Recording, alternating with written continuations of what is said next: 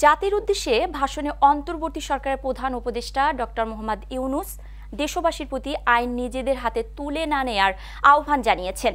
কেউ আইন নিজের হাতে তুলে না নিয়ে বিশৃঙ্খল সৃষ্টি করলে তাকে আইনের আওতায় আনা হবে বলে হুঁশিয়ার করেছেন তিনি। বুধবার সন্ধ্যায় জাতির উদ্দেশ্যে দেয়া ভাষণে একথা বলেন ডক্টর মোহাম্মদ ইউনূস। দেশের বিভিন্ন জায়গায় দল বেঁধে হামলা ও ভাঙচুরের কিছু ঘটনা নিয়ে আলোচনার মধ্যে একথা জানান তিনি।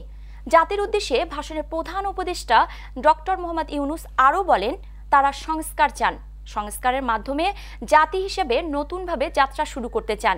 আর সংস্কার করার প্রাথমিক পদক্ষেপ হিসেবে প্রাথমিকভাবে 6টি কমিশন গঠন করার সিদ্ধান্ত নেওয়া হয়েছে। এসব কমিশনের কাজ পরিচালনার জন্য বিষয়ভিত্তিক অভিজ্ঞতা বিবেচনা করে 6 জন বিশিষ্ট নাগরিককে কমিশনগুলো পরিচালনা করার দায়িত্ব দেওয়া হয়েছে। ভাষণে তিনি জানান, নির্বাচন ব্যবস্থা সংস্কার কমিশনের প্রধান হিসেবে দায়িত্ব পালন করবেন বদিউল আলম মজুমদার।